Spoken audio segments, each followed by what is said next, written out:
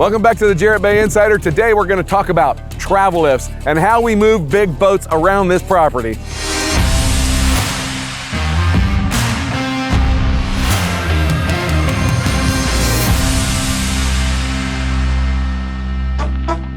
Over my shoulder, you're looking at the Bluefin, which is 108 foot. About 20 minutes ago, it was in the building, and now it's in the water. Today, we're going to look at how those things get moved around. The travel lift moves boats to and from the water, to the building, around the yard, all of the different places it needs to go. That is the easiest way to move a large boat. We're cradled under the large travel lift. It's a 300-ton travel lift. It can pick up 600,000 pounds. And as you can see, these straps are very large. That's what the pins hold together. The guys are pulling those together under the boat right now. So you hear the motor running in the background. It's because they have to continue running the hydraulic power. They can't do this passively. All of this stuff is too heavy. These guys are similar to a sport team. They do this all day long together. They can look around, know where everybody's supposed to be, see where everybody is to make sure everybody's going to be safe.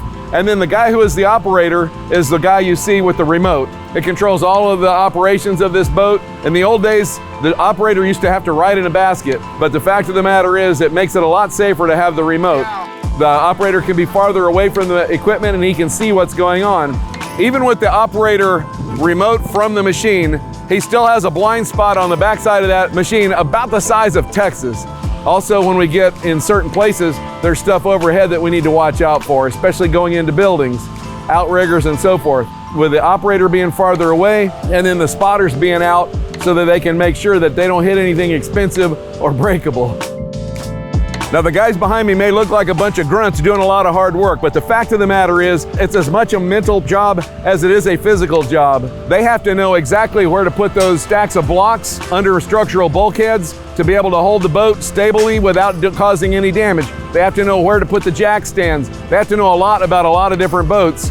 We've talked about the weight capacity of this travel lift. It's a 300 metric ton travel lift. The size of the tires is indicative of how much weight it can carry. And you can see they're doubled up. So there's actually 8 of those being able to support all of that weight. We have a 200-ton travel lift. The tires on that one are roughly 6 feet tall. And then we have a couple of what we call baby travel lifts that are 75-ton. That's only 150,000 pounds, which sounds piddly compared to some of these others. But it's still a big machine, and those tires are about 4.5 feet tall. Part of the physics of what it takes to make this machine hold that kind of weight is the amount of pressure in the tires. The spec pressure on that is 145 PSI. And the cost of the tires, you don't even know, but you can buy a nice used truck just to replace one tire.